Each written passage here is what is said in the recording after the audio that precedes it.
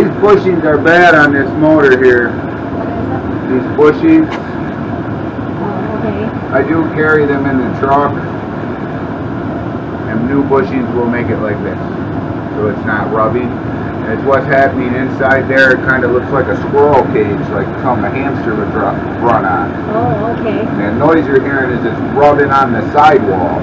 The fan blade. And what will happen is it'll wear out and the fins will give way and done deal.